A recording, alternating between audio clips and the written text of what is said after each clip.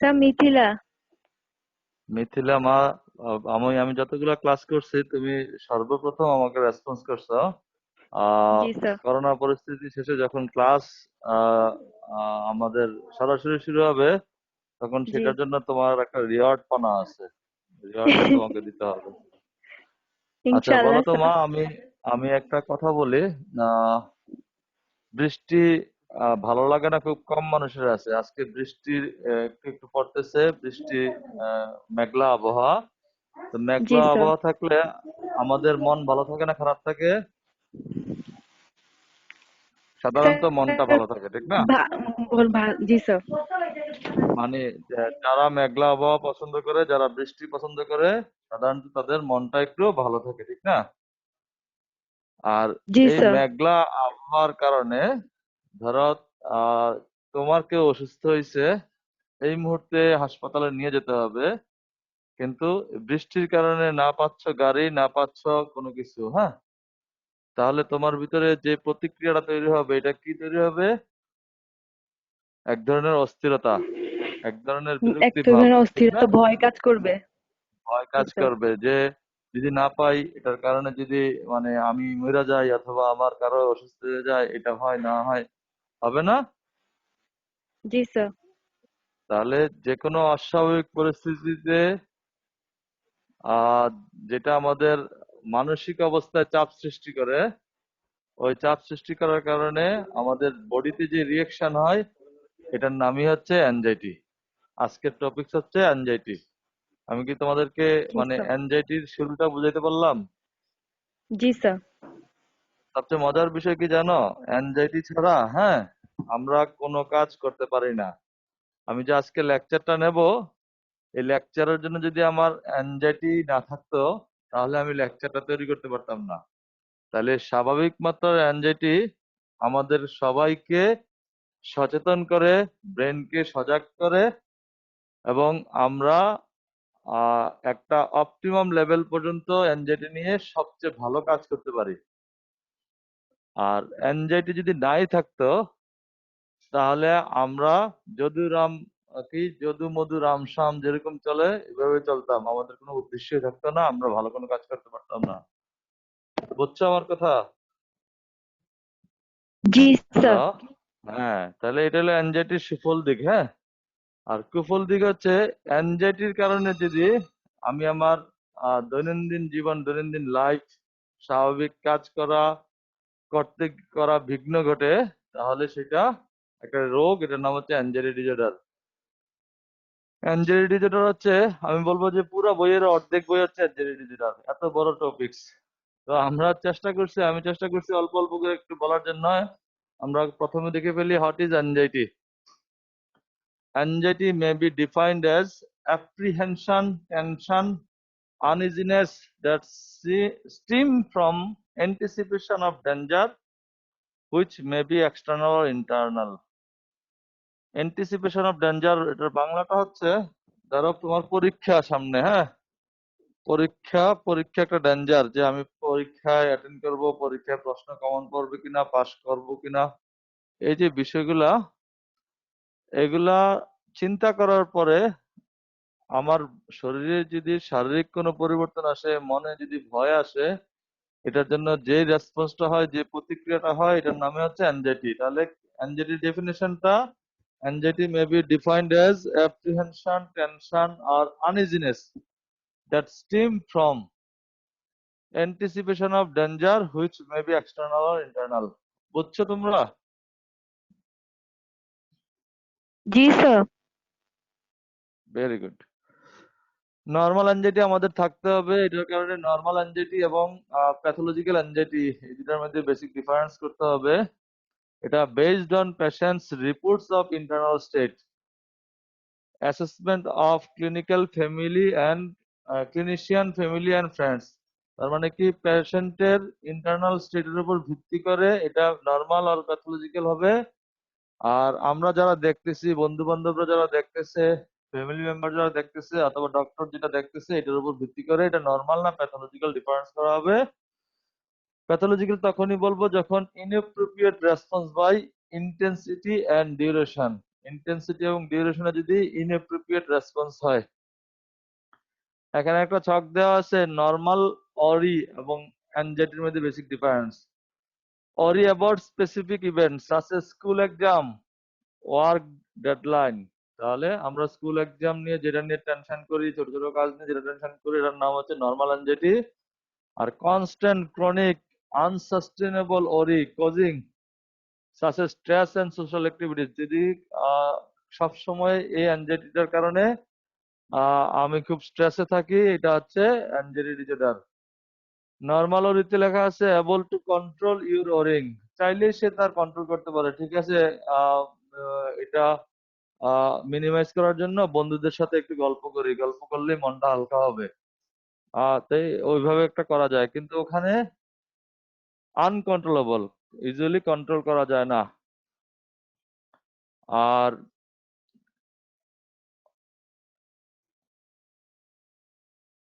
লেখা আছে extreme upsetting and stressful worries, হেয়ার থাকবে হচ্ছে জার্নালাইজড অ্যাংজাইটি ডিসঅর্ডারে, আর ওইটা থাকবে না আর কি, এক্সট্রিম আপসেটিং এর বিষয়টা থাকবে না এবং স্ট্রেসফুল ওরিস থাকবে না।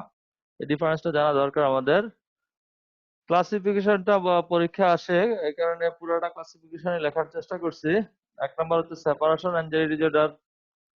হোস্টেলে আসলাম, বাবা মা ছেড়ে আসলাম, এটার কারণে যে অ্যাংজাইটি হয় এটার নাম সেপারেশন অ্যাংজাইটি ডিসঅর্ডার।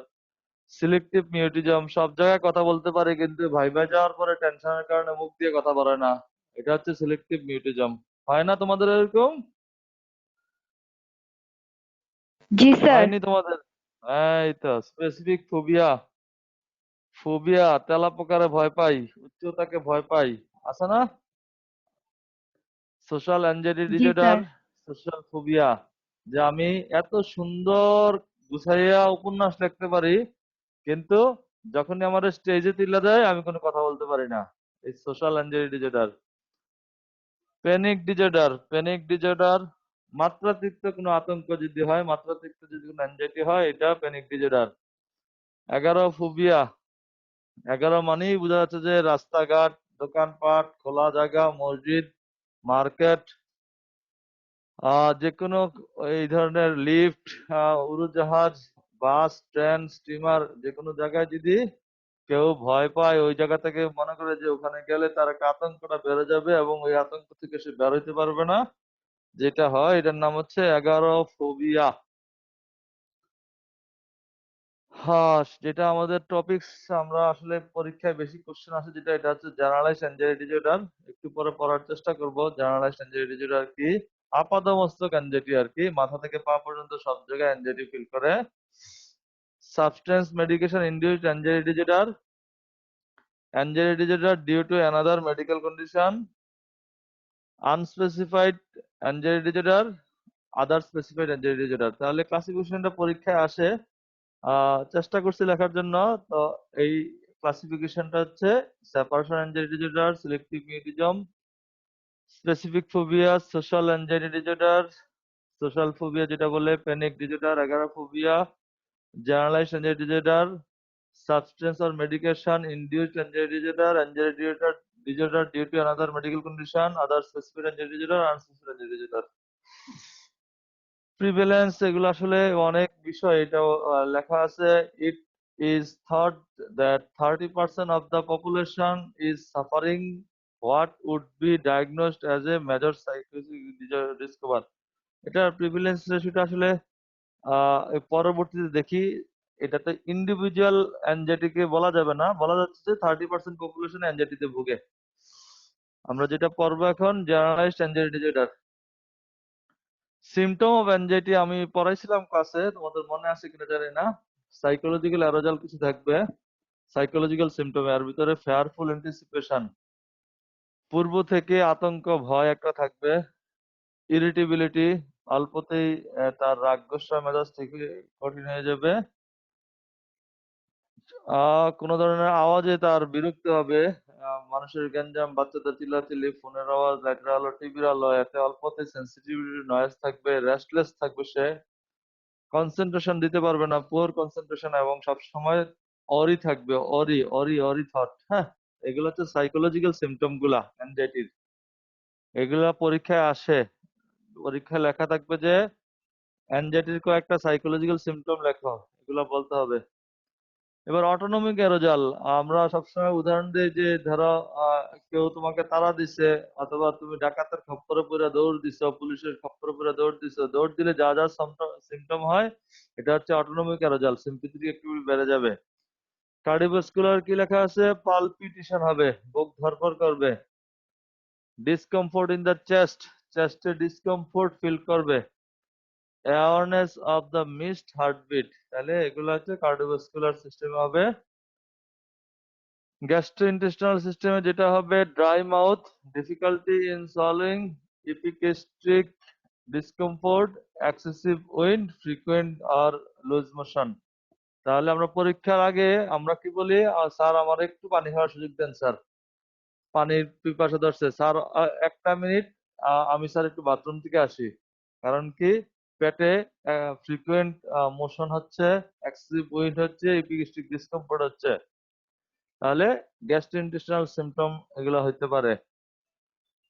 রেসপিরেটরি সিস্টেমের সিমটম গুলো যেটা হচ্ছে, কনস্ট্রিকশন ইন দ্য চেস্ট, চেস্টে কনস্ট্রিকশন, একটা চাপ ফিল করবে, মনে হবে যে শ্বাস নিতে কষ্ট হচ্ছে। Hyper ventilation, dizziness, dizziness, tingling in the extremities, feeling of breathlessness, এই বিষয়গুলো থাকবে রেসপিরেটরি সিস্টেমে। হ্যাঁ, জেনারেটরি সিস্টেমে যেটা থাকবে, ফ্রিকোয়েন্ট আর urgent urination, failure of erection, menstrual discomfort, amenorrhoea. তাহলে জেনারেটরি সিস্টেমে অ্যাংজাইটি পেশেন্টদের যে জেনারেটরি সিম্পটমের প্রবলেমগুলো থাকবে, এটা হচ্ছে তার মিকচুরেশনের প্রবলেম থাকবে, এখানে আর্জেন্সি থাকবে, ফ্রিকোয়েন্সি থাকবে, একটু ইরেকশনে প্রবলেম থাকতে পারে, মেনস্ট্রুয়াল ডিসকমফোর্ট থাকতে পারে, অ্যামোনিয়া থাকতে পারে। মাস্কুলোস্কেলেটাল সিস্টেমে অ্যাংজাইটি যাদের থাকে তাদের যে সিমটম গুলো প্রকাশ পায়, এটা হচ্ছে ট্রিমর, headache, অ্যাকিং muscle, ট্রিমর, headache, অ্যাকিং muscle. Slip ডিস্টারবেন্সে ঘুম কম হবে, আর রাত্রে আতঙ্ক, নাইট টেরর যেটা হয়, যে রাত্রে হঠাৎ করে আতঙ্ক, ভয় দেখে, ভয়জনিত স্বপ্ন দেখবে, আতঙ্কের কারণে ঘুম ভেঙে যাবে। হ্যাঁ, ক্লিনিক্যাল সাইন, আমরা কি দেখে বুঝবো যে এই রোগীটা অ্যাংজাইটিতে ভুগতেছে? আহ, আমরা ডিপ্রেশনে যেরকম বুঝি যে আহ, তার আহ, মুখটা বেজার থাকবে, সে নিচের দিকে তাকায় থাকবে, তার angle of the mouth downwards থাকবে, শোল্ডার হান্স ডাউনওয়ার্ড থাকবে, এবং চুপচাপ বসে থাকবে। ঠিক অ্যাংজাইটিতে হয়, ফেসটা কি থাকবে? Face appear strained, horizontal crease, horizontal crease. Depression হচ্ছে ভার্টিক্যাল ক্রিজ থাকবে, আর অ্যাংজাইটিতে হরিজন্টাল ক্রিজ থাকবে। The brow is furrowed, palpebral fissure is dilated, eye blinking more. তাহলে বড় বড় চোখ করে তাকাবে, অবাক করা চোখ করে যেভাবে তাকায়, এভাবে তাকাইলে এটা অ্যাংজাইটির একটা clinical sign.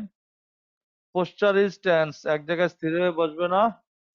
Person is restless and maybe tremble, কাঁপতে থাকবে এবং অস্থির থাকবে।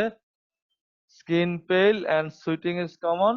আর রেডিনেস টু টিয়ার, অল্পতে মনে হয় মেঘনা নদীর পানি চোখে নিয়ে রাখছে, এরকম থাকবে। আমার কথা বুঝছো তোমরা? जी सर। Very good. আর response pattern of anxiety, anxiety আসলে একটা মানুষ কিভাবে ব্যবহার করে, তার ভিতরে কি থাকবে? তার ভিতরে হচ্ছে ইরেশনাল ফেয়ার থাকবে, একটা ভয় থাকবে, আমি কি ক্লাসে ঢুকবো কি ঢুকবো না, আমি কি পরীক্ষা দেব কি দেব না। তার ভিতরে প্যানিক, একটা আতঙ্ক, মাত্রাতিরিক্ত উদ্বিগ্নতা থাকবে। অ্যান্টিসিপেটরি অ্যাংজাইটি, মানে পূর্ব থেকে আমি মার্কেটে যেতে পারবো না, বাবারে বাবা আমি মার্কেটে ভয় পাই, তোরা যা, আমি যেতে পারবো না, কক্সবাজারে আমি ভয় পাই, পানিকে খুব ভয় পাই। অ্যান্টিসিপেটরি, পূর্ব থেকে। অ্যাভয়েডেন্স বিহেভিয়ার, সবসময় ওই ওই জায়গাগুলা থেকে অ্যাভয়েড করার চেষ্টা করবে। ওই একটু আগে বলছিলাম প্রিভিলেন্স বলতে গিয়ে ওখানে প্যাচ লাগা গেছিল, কারণ ওইটা তো ছিল হোল অ্যানজাইটি নিয়ে কথা। এখন জার্নালাইজড অ্যানজাইটি দেখি 1 year prevalence around 3%, lifetime prevalence 4 to 5%, আর সাধারণত পুরুষ মহিলার কাছাকাছি, কিন্তু ওমেনদের সামান্য একটু বেশি হয়।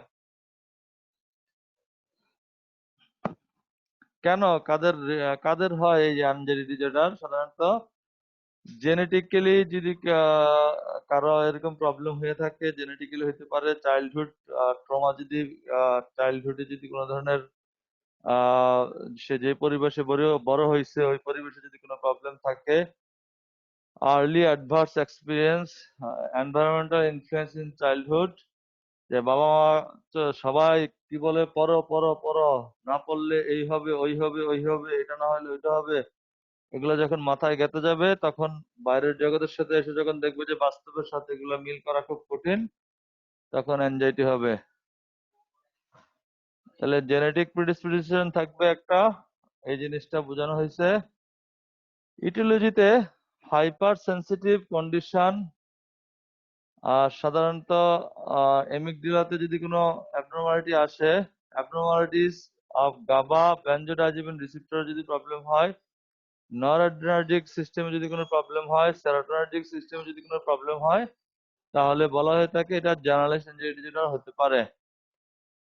সাইকোলজিক্যাল কিছু theory, cognitive theory, behavioural therapy, psychodynamic থিওরির বিষয়গুলো আসলে একটু যে নাম শুনে রাখো, যে আমরা যখন ইন্টারপ্রিটেশন কম করতে পারি, দ্যাট মিনস আমি দেখতেছি আমার সামনে কম্পিউটার আছে, কিন্তু আমার চিন্তা ভাবনা যদি থাকে যে এই কম্পিউটার থেকে রেয়া আসবে, রেয়া এসে আমাকে ক্যান্সার তৈরি করে ফেলবে, তাহলে সেক্ষেত্রে এরকম থাকলে অ্যানজাইটি হবেই। তাহলে সাইকোডাইনামিক কিছু থিওরি আছে, ওই বিষয়গুলো মাথায় রাখতে হবে।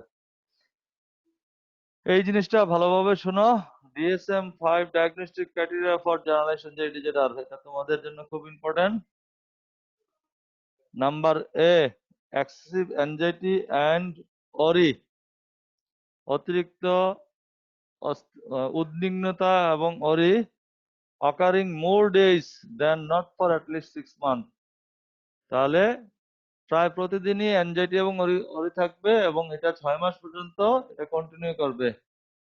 The person find it difficult to control the Ori, person এটা কষ্ট হয় পার্সনের জন্য, যেটা তার যেই অ্যাংজাইটিটা হচ্ছে এটাকে কন্ট্রোল করা।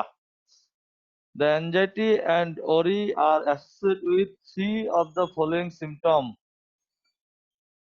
নিচের যেই স্টার চিহ্নিত সিমটম গুলো লিখলাম, ওগুলার 3টা অথবা 3-এর অধিক সিমটম তাদের থাকবে। 1 নম্বর হচ্ছে restlessness or being keyed up or easily edged, অথবা এক কথা হচ্ছে রেস্টলেস থাকবে। তারপর 2 নম্বর হচ্ছে বিং ইজিলি ফেটিক,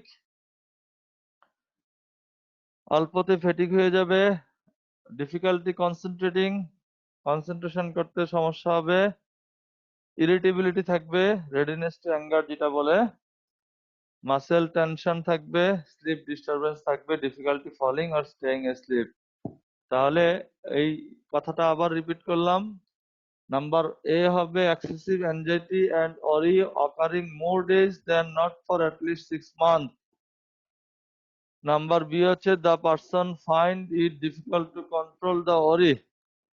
নাম্বার সি হচ্ছে the anxiety and worry are associated with 3 or more of the following symptom. এই ফলোইং সিমটমের ভিতরে আছে হচ্ছে restlessness, being easily fatigue, difficulty concentrating, irritability, muscle tension, sleep disturbance. Number D লেখা আছে the anxiety worry are physical symptom causes clinical significant distress or impairment in social, occupational, or other important area of functioning. Number E, the disturbance is not due to the direct physiological effect of a substance or any general medical condition. Number F, the disturbance is not better existed by another mental disorder. তাহলে এই যে DSM-5 diagnostic criteria of anxiety disorder তোমাদের জানতে হবে, এখান থেকে প্রশ্ন আসে প্লাস সিনারিও আসে। ট্রিটমেন্ট মডেল, আসলে ট্রিটমেন্ট মডেলের ক্ষেত্রে প্রথম যেটা হচ্ছে সাইকোলজিক্যাল হচ্ছে কাউন্সিলিং, খুব একটা ইম্পর্টেন্ট বিষয়। A clear plan of management agreed with patient and when appropriate A relative or partner. একটা হচ্ছে সাইকোলজিক্যাল প্রবলেম সলভিং এর বিষয়টাকে আমাদের প্রবলেম সলভিং এর বিষয়টার উপর গুরুত্ব দিতে হবে, প্যাশেন্টকে রিঅ্যাসুরেন্স করতে হবে। আমি যেটা বলি অ্যাকসেপ্টেন্স, প্রিপারেশন অ্যান্ড অ্যাকসেপ্টেন্স করা, প্রিপারেশন করা এবং এটার জন্য রিওয়ার্ড দেওয়া। হ্যাঁ, এটা করতে হবে। কগনিটিভ এক্সপোজার হতে পারে, কগনিটিভ ডিস্ট্রাকশন হতে পারে, ব্রিদিং ট্রেনিং, ব্রিদিং এক্সারসাইজ যেটা বলি আমি, লম্বা শ্বাস নিয়ে শ্বাস ধরে রাখা, ব্রিদিং ট্রেনিং হতে পারে, আর কিছু রিল্যাক্সেশন ট্রেনিং থাকতে পারে। কিছু ড্রাগের ক্ষেত্রে, ফার্মাকোলজিক্যাল ড্রাগের ক্ষেত্রে আমরা এসএসআরআই, সিলেক্টিভ সেরোটোনিন রিয়েক্টিভের কিছু ড্রাগ আছে, সেরোটোনিন নরড্রেনার্জিক রিআপটেক ইনহিবিটর, যেমন মির্টাজাপিন, এসএনআরআই আছে, atypical anti depressant, tricyclic anti depressant, এই বিষয়গুলো আমরা ব্যবহার করতে পারি। বেনজোডাইজিপিন গ্রুপের ড্রাগ ব্যবহার করতে পারি।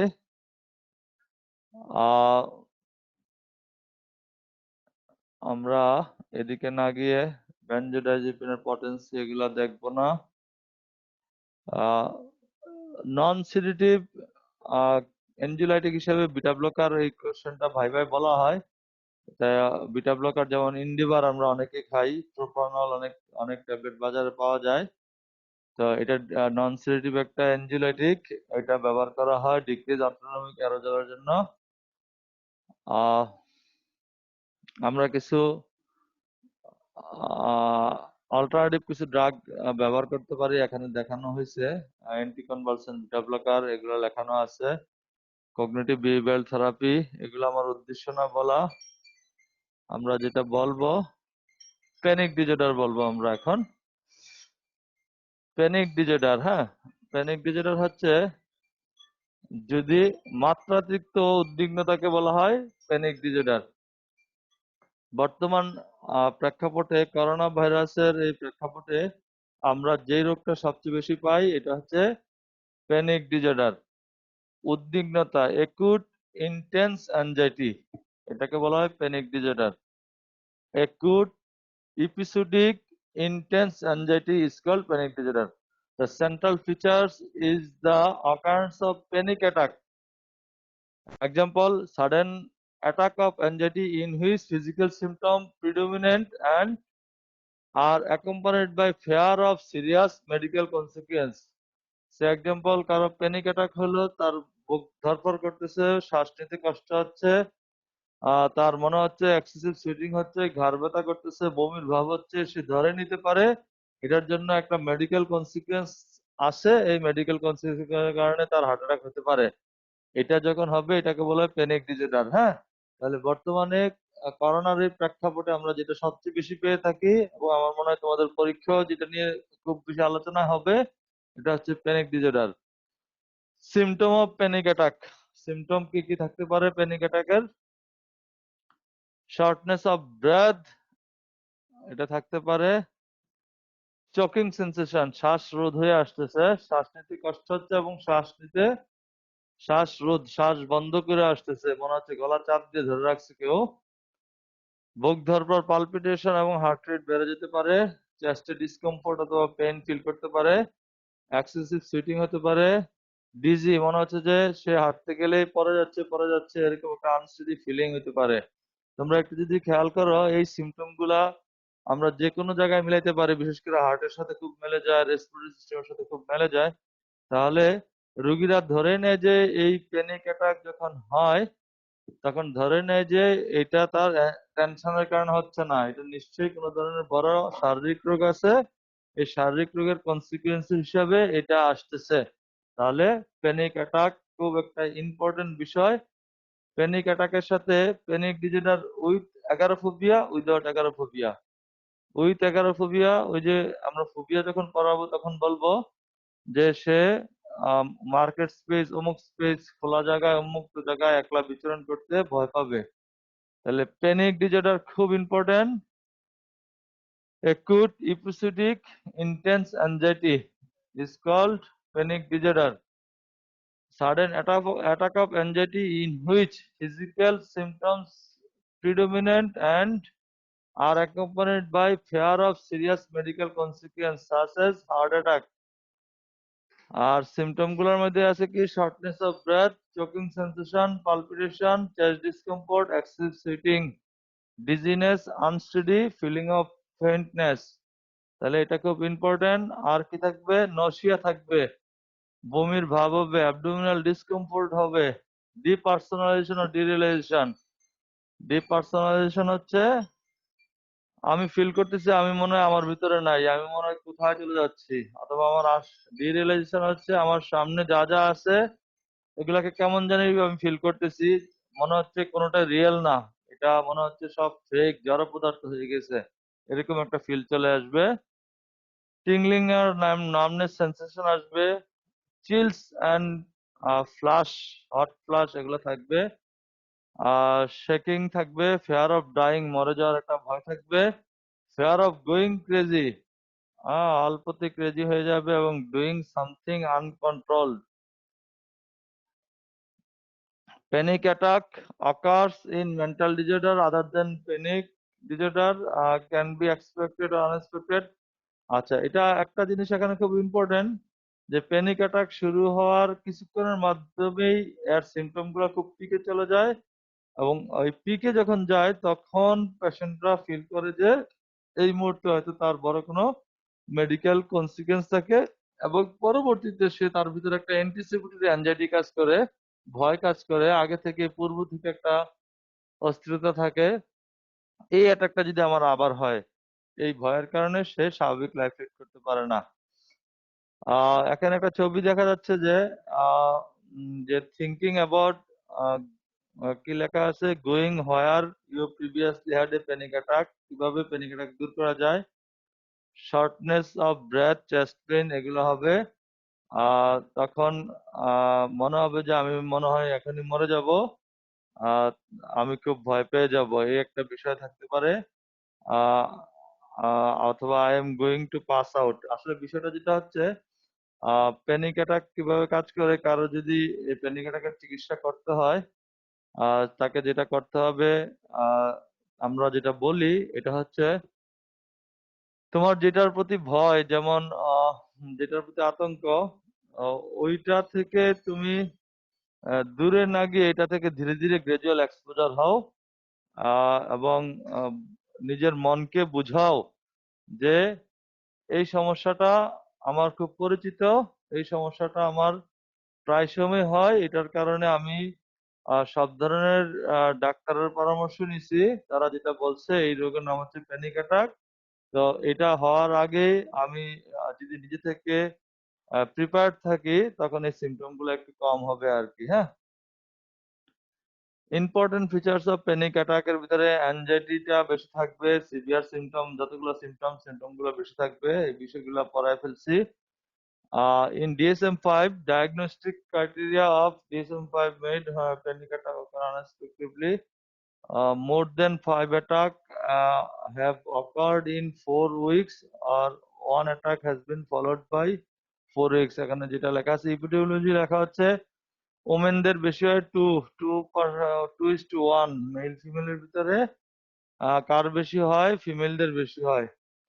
ইটিওলজি জেনেটিক প্রিডিসপোজিশন থাকতে পারে, বায়োকেমিক্যাল অ্যাবনর্মালিটি, কগনিটিভ অ্যাবনর্মালিটি থাকতে পারে। 40% resolves long term, 50% have mild symptoms and 10% impaired। Panic disorder কোর্সের ভিতরে থাকবে। ট্রিটমেন্টে কিছু মেডিকেশন, এনজিওলাইটিক, কগনিটিভ থেরাপি, সাইকোথেরাপি এই বিষয়গুলো থাকবে। অ্যান্টিডিপ্রেসেন্টের নাম এর আগেও বলছি। যেহেতু টপিকসটা অনেক বড় আমি একটু একটু কেটে যাচ্ছি। পোস্ট ট্রমাটিক স্ট্রেস ডিসঅর্ডার, হ্যাঁ অ্যাংজাইটি ডিসঅর্ডার আসলে তো অনেক লম্বা বিষয়। পোস্ট ট্রমাটিক স্ট্রেস ডিসঅর্ডার অতীতের কোনো আতঙ্ক, চাপ, অথবা অতীতের কোনো দুর্ঘটনা, সামটাইমস ভিভিড মেমোরির সাথে, ভিভিড মেমোরি দিয়ে যদি stressful event introduce into awareness as image, flashback আর ডিস্টার্বিং ড্রিমের মাধ্যমে যদি আসে, অতীতে আমি কোনো ধরনের বড় অ্যাক্সিডেন্ট দেখছি অথবা বড় ধরনের কোনো ঝামেলায় পড়ে গেছি, এই ঝামেলাটা যদি আমার পরবর্তীতে কোনো ইমেজের মাধ্যমে, ফ্ল্যাশব্যাকের মাধ্যমে, কোনো ড্রিমের মাধ্যমে আসে তাহলে এটাকে পোস্ট ট্রমাটিক স্ট্রেস ডিসঅর্ডার। যেমন রানা প্লাজার কথা যদি মনে করি, রানা প্লাজায় অথবা করোনা ভাইরাসের এই সময়টাতে কারো যদি করোনা এফেক্টেড হয়ে থাকে, আজ থেকে 1 বছর পরে যদি তার ভিতরে হঠাৎ করে কোনো ফ্ল্যাশব্যাকের মাধ্যমে কোনো ডিস্টার্বিং ড্রিমের মাধ্যমে এটা আবার তার পুনরায় আসে এবং এটা তার লাইফে হ্যাম্পার্ড করে, এটাকে আমরা পোস্ট ট্রমাটিক স্ট্রেস ডিসঅর্ডার বলি। পিটিএসডির এসেনশিয়াল ফিচার হচ্ছে hyper arousal. 2 number, re-experiencing of aspect of the stressful event, evidence of reminder. Hyper অ্যারোজালের ভিতরে সিমটম গুলা কি থাকবে? পারসিস্টেন্ট অ্যাংজাইটি থাকবে, ইরিটেবিলিটি থাকবে, ইনসোমনিয়া থাকবে, পুয়ার কনসেন্ট্রেশন থাকবে। ইনস্ট্রুশনস এর ভিতরে ইন্টেন্স ইনস্ট্রুসিভ ইমাজারি থাকবে, ফ্ল্যাশব্যাক থাকবে, রিকারেন্ট ডিস্ট্রেসিং ড্রিম থাকবে। বারবার ডিস্ট্রেসিং ড্রিম, যে আমার সাথে মনে হয় এটা আবার ঘটে যাচ্ছে অথবা এটা ঘটলো কেন, এরকম টাইপের একটা বিষয় থাকবে। এবং পেশেন্ট অ্যাভয়েড করার চেষ্টা করবে, ডিফিকাল্টি অ্যাভয়েড করবে যে recalling stressful event at will. সে নিজে থেকে এটা চিন্তা করার চেষ্টা করবে না। Avoidance of reminder of event, ওই ইভেন্টটা অ্যাভয়েড করার চেষ্টা করবে। সে ডিটাচ থাকবে, এই রিলেটেড ইস্যুগুলো থাকে। আর তারপর তার কাজ করার ইন্টারেস্টটা ডে বাই ডে কমে আসবে। তারপর আমরা ফোবিক ডিজঅর্ডার যে বিষয়টা নিয়ে আমরা বলছিলাম, specific phobia, social phobia, অ্যাগারোফোবিয়া। Specific phobia, social phobia, অ্যাগারোফোবিয়া খুব বেশি ইম্পর্টেন্ট। স্পেসিফিক ফোবিয়া হচ্ছে কি, a person with specific phobia is inappropriately anxious in the presence of particular object or situation. আমাদের ভিতরে অনেকেই তেলাপোকারে ভয় পাই, আমাদের ভিতরে অনেকেই মাকড়সারে ভয় পাই, সাপকে ভয় পাই, বিচ্ছুকে ভয় পাই। এটাকেই বলা হয় স্পেসিফিক ফোবিয়া। তাহলে কি, a person with specific phobia is inappropriately anxious in the presence of particular object or situation. Types of specific phobia: কারো অ্যানিমেলে ভয় পাইতে পারে, তা কারো ন্যাচারাল এনভায়রনমেন্টালে কোনো প্রবলেম থাকতে পারে, কেউ ব্লাড দিতে ভয় পায়, ব্লাড দেওয়া দেখতে ভয় পায়, কেউ ইনজেকশন দিতে ভয় পায়, ইনজেকশন দেখাও দেখতে ভয় পায়, কেউ ইঞ্জুরিতে ভয় পায়, কেউ উচ্চতায় উঠতে গিয়ে ভয় পায়। এই ধরনের বিষয়গুলা কমন। স্পেসিফিক ফোবিয়া অনেকগুলো উদাহরণ এখানে লেখা আছে। অ্যাক্রোফোবিয়া, তারপর ক্লাস্ট্রোফোবিয়া। ক্লাস্ট্রোফোবিয়াটা একটু না বললে নয়। বদ্ধ কোনো জায়গায় যদি নিজের দম বন্ধ হয়ে আসে, বাথরুমে, বেডরুমের দরজা বন্ধ করতে সমস্যা হয়, স্কুল বাসে, লিফটের দরজা বন্ধ করতে যদি সমস্যা হয়, এরকম বিভিন্ন জায়গায় বিভিন্ন সমস্যা আছে। হাইটে প্রবলেম থাকতে পারে, জোতে প্রবলেম হতে পারে, ডিজিজে ভয় থাকতে পারে, ক্রাউড স্পেসে প্রবলেম থাকতে পারে, ওয়াটারে ভয় থাকতে পারে। এগুলো হচ্ছে কমন। হ্যাঁ, আর ফোবিয়ার এপিডেমিওলজি লেখা আছে, lifetime prevalence 4% in man, 13% in women. ওমেনদের ক্ষেত্রে অনেক বেশি। হ্যাঁ, অনেক বেশি, প্রায় 3 গুণ বেশি। মোস্টলি ইন চাইল্ডহুড, এবং এর ভিতরে এতটুকু কি জানি আমরা, চাইল্ডহুডেই এটা বেশি শুরু হয়। DSM-5 ডায়াগনস্টিক ক্রাইটেরিয়াটা খুব ইম্পর্টেন্ট স্পেসিফিক ফোবিয়ার জন্য। Marked and persistent fear that is excessive or unreasonable caused by the presence or anticipation of specific object or situation.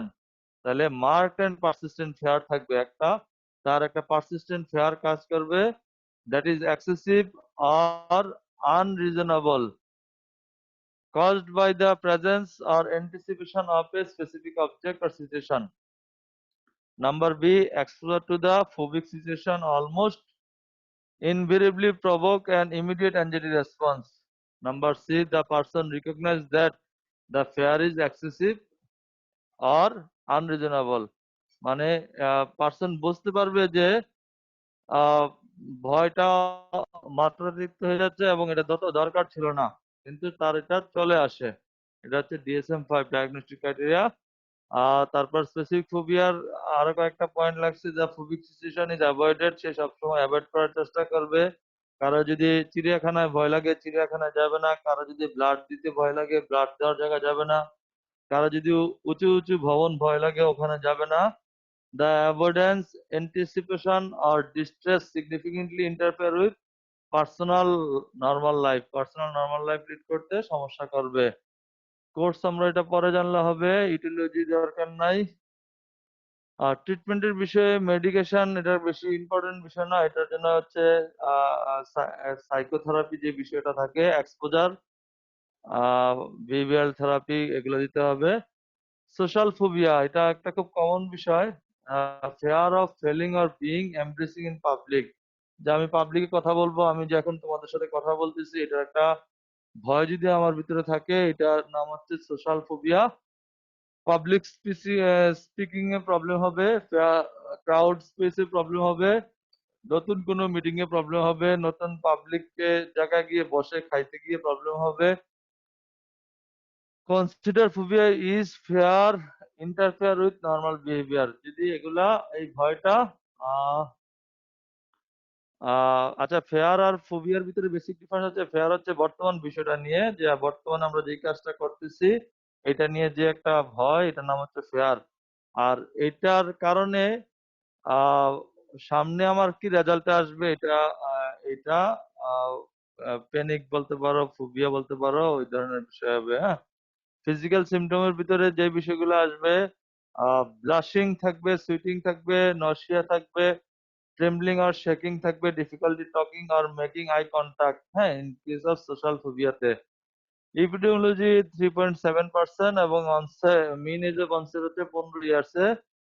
ওই ওখানে আগের মতোই গাবার ব্যানজোডাইজিন রিসেপ্টরে যদি অ্যাবনর্মালিটি থাকে এই প্রবলেম হতে পারে। অ্যামিগডালাতে প্রবলেম থাকলে, নরঅ্যাড্রেনার্জিক রিসেপ্টরে প্রবলেম থাকতে, ডোপামিনার্জিক প্রবলেম থাকলে এই প্রবলেম হতে পারে, জেনেটিক হতে পারে। হ্যাঁ,